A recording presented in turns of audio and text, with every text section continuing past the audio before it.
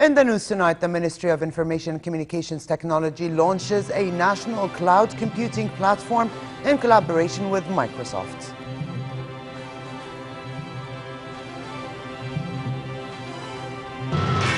A new Palestinian unity government is sworn in, a key step towards ending a major rift between factions in the West Bank and the Gaza Strip.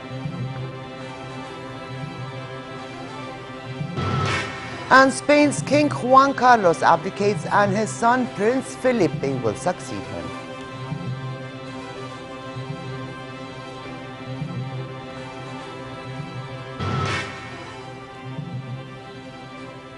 Good evening and welcome to a new edition of the news. Here are the details. His Majesty the King, the Supreme Commander of the Armed Forces, was in the training field for a test drill by a Casa 235 military aircraft, which joined the Special Operations Air Force recently. King Abdullah, accompanied by His Royal Highness Prince Faisal, was welcomed at the Prince Hashim Royal Brigade Airfield by Chairman of the Joint Chiefs of Staff, General Mish'al al-Zabin. The King was briefed by the brigade's commander on the specifications of the weaponized Casa 235 transport aircraft. The King and officers watched a live fire assault on selected targets by the aircraft and Black Hawk helicopter gunships that had been supplied with a machine gun.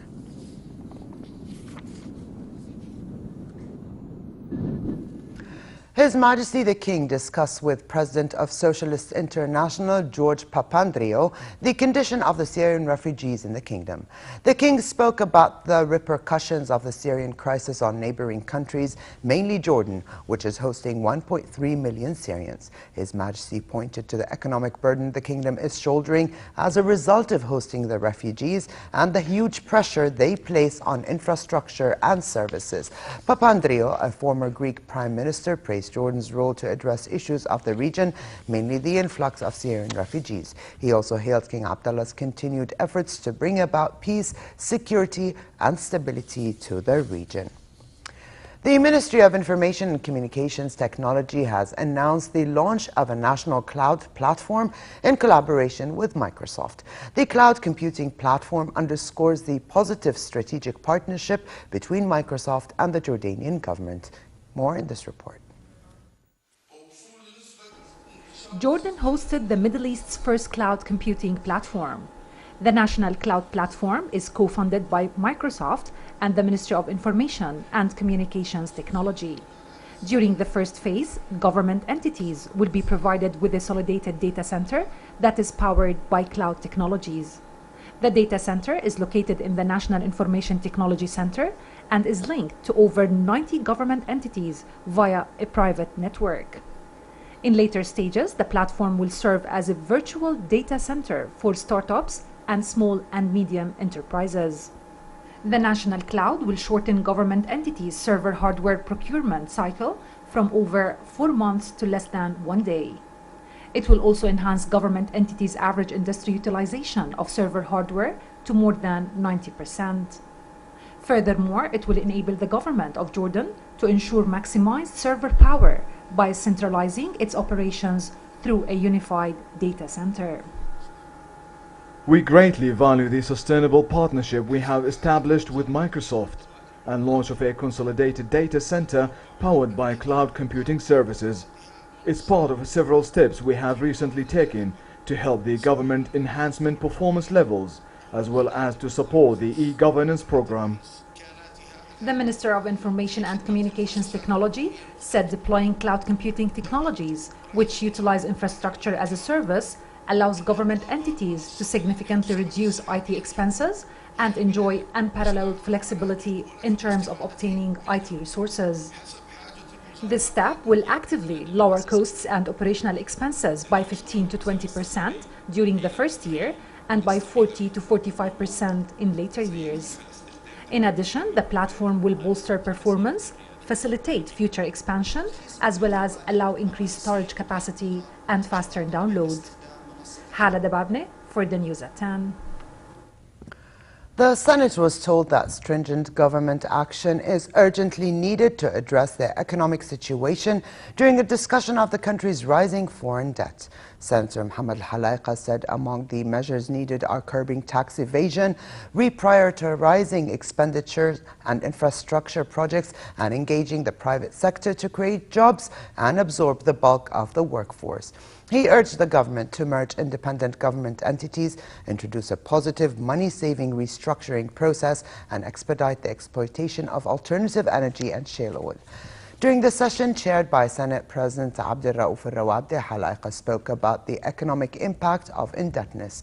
He said Jordan ranked among the countries that make good on their commitments towards debtor nations. He also said the Arab Spring was among the key reasons behind the kingdom's rising debt over the past 5 years. He cited lost export markets in Europe and Africa, recurrent disruptions in Egyptian gas and supplies, and a large number of Syrian refugees that severely hit the labor market and other key sectors and drained Jordan's already meager resources. Her Majesty Queen Rania met with a group of women from the northeastern Badia during a visit to Sabha village in Mafraq.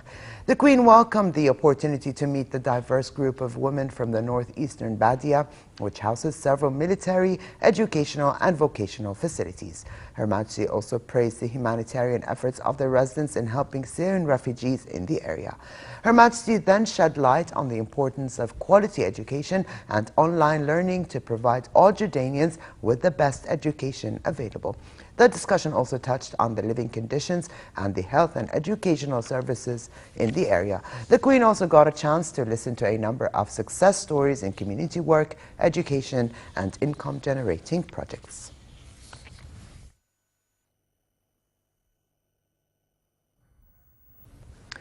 A new Palestinian unity government was sworn in, marking a key step towards ending a major rift between factions in the West Bank and the Gaza Strip.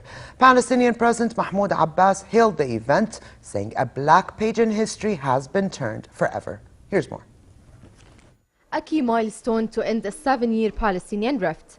President Mahmoud Abbas sworn in ministers of a new Palestinian unity government after a reconciliation deal with Hamas Islamists that led Israel to freeze US-brokered peace talks.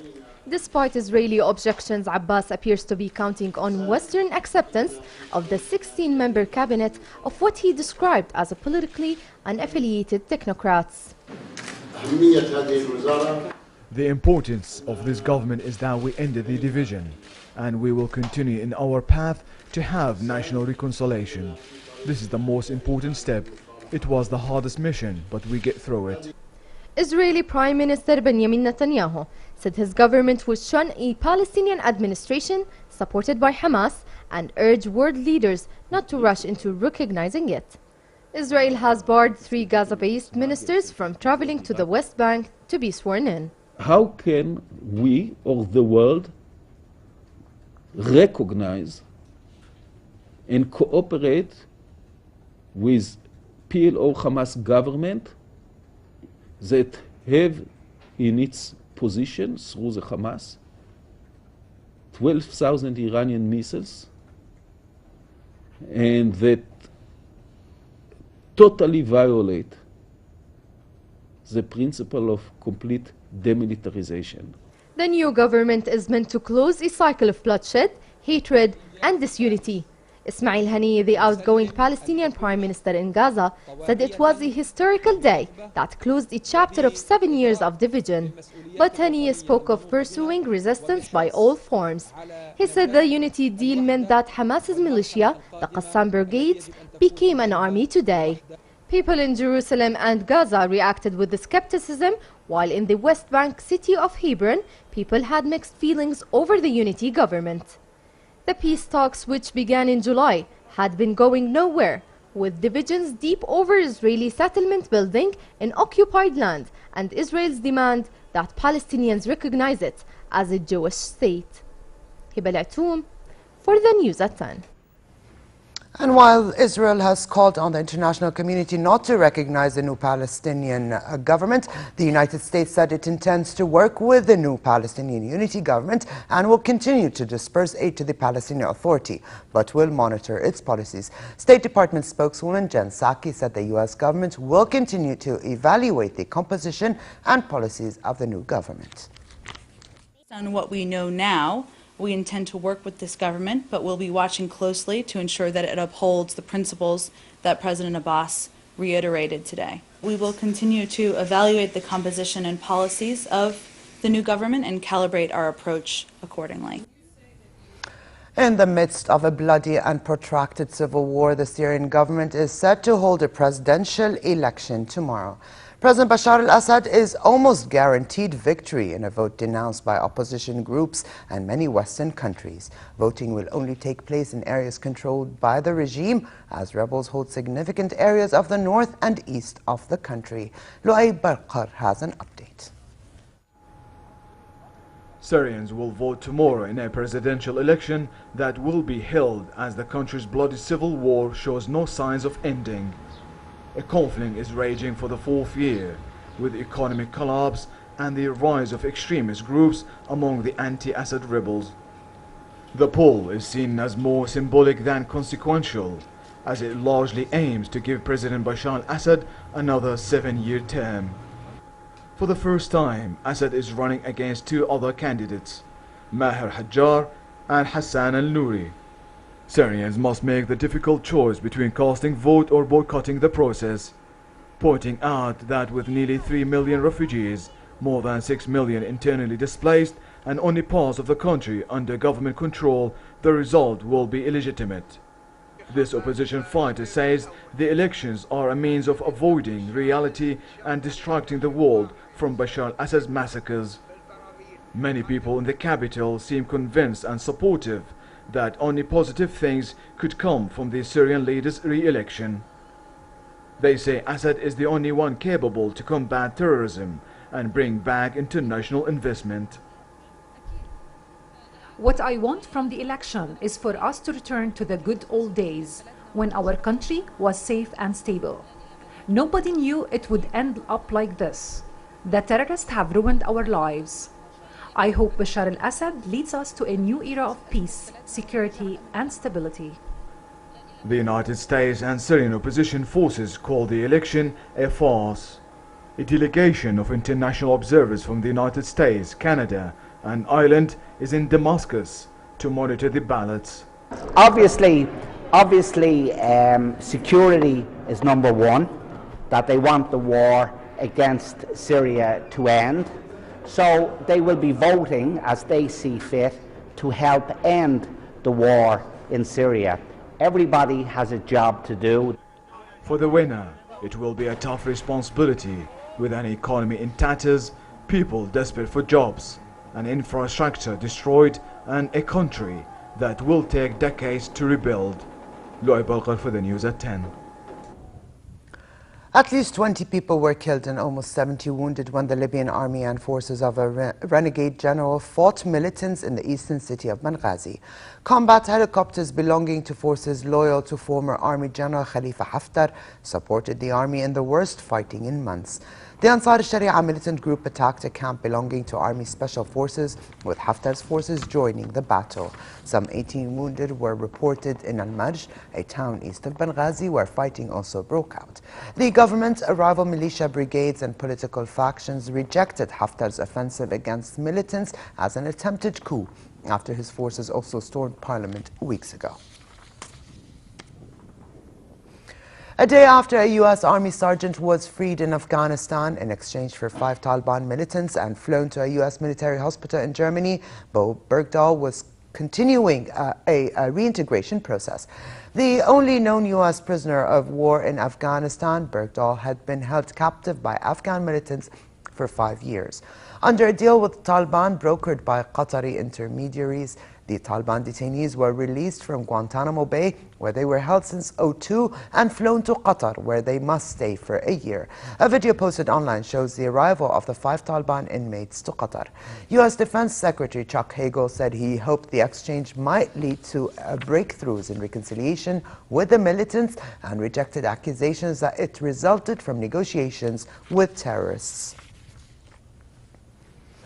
Spain's Crown Prince Felipe is to succeed King Juan Carlos following his father's unexpected abdication after 40 years on the throne. The country's prime minister said the 76-year-old king, whose health is failing and has had a number of hip operations in recent years, is stepping down for personal reasons. He added that a new constitutional amendment is to be proposed that will allow Crown Prince Felipe to succeed his father. Here's more. Spain's King Juan Carlos is abdicating the throne to his son, Prince Felipe. The king made the announcement Monday, saying the country was at a crucial crossroads. Today, a younger generation deserves to move to the front line, a generation with new energy that has decided to undertake with determination the transformations and reforms that the current crossroad demands, and face with renewed intensity and dedication the challenges of tomorrow.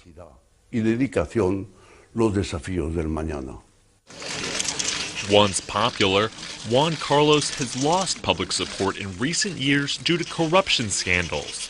The 76-year-old king helped smooth Spain's transition to democracy in the 1970s after the Francisco Franco dictatorship. On the streets of Madrid, news is traveling fast. It's a shame. I'm really sorry. I don't know what's going to become of Spain, and I don't like what I see coming. Some think Prince Felipe will usher in positive changes. If the king's abdication will bring about positive changes, well, I'm all for it. But they will have to change the constitution first, I think. I think the prince will be a good king because he's been prepared well. He's been one of the most prepared in all of Europe. Though the abdication was a surprise, a January poll said 62% of Spaniards were in favor of the king stepping down. A new solar-powered plane made its first flight in Switzerland ahead of an attempt to fly around the world next year. Solar Impulse 2, the revolutionary single-seater aircraft, has a 72-meter wingspan, which is larger than a Boeing 747 and weighs 2,300 kilograms, close to the weight of a car. It also has a 3.8 square meter cockpit designed to house a pilot for a week and can fly day and night without fuel or polluting emissions. The plane is the product of 12 years of research and testing. If tests prove successful, it is set to fly over the Arabian Sea, India, Myanmar, China, the Pacific Ocean, the United States, the Atlantic, Southern Europe, and North Africa.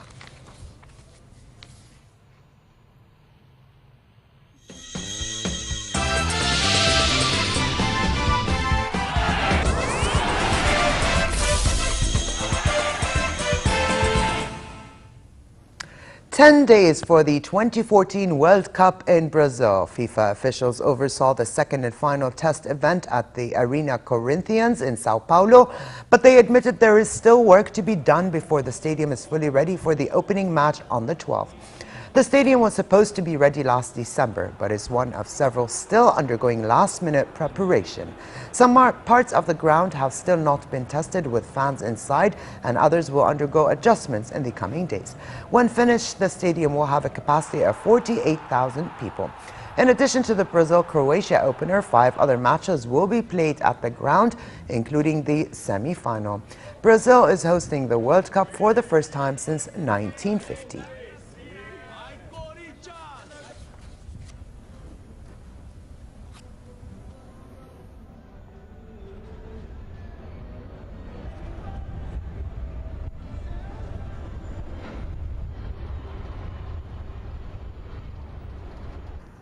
And as part of preparations for the World Cup, Rio de Janeiro's landmark Christ the Redeemer was lit in green and yellow. More than 300 LED projectors were used to light the statue. And as the lighting system was changed, a symbolic light show took place.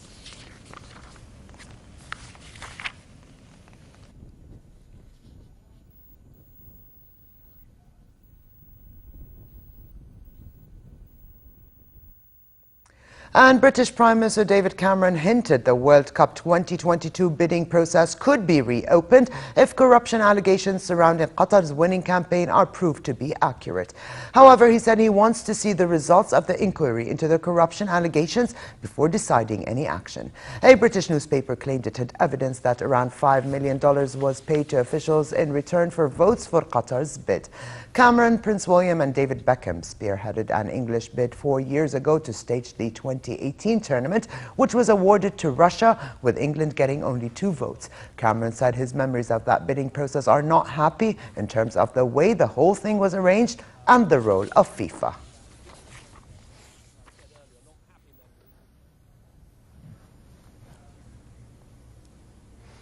And finally, a relatively cold night in most parts of the kingdom with northwesterly moderate to brisk winds.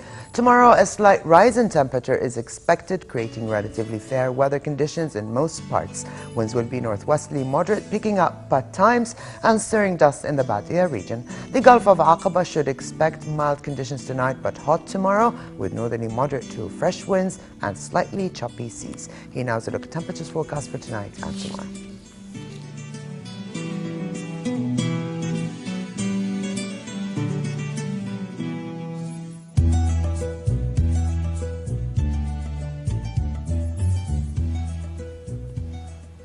And to close, here's a reminder of the day's top stories. The Ministry of Information Communications Technology launches a national cloud computing platform in collaboration with Microsoft.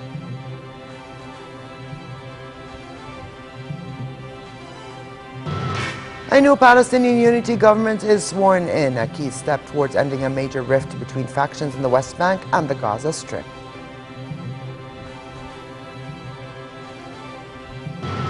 And Spain's King Juan Carlos abdicates and his son Prince Felipe will succeed him.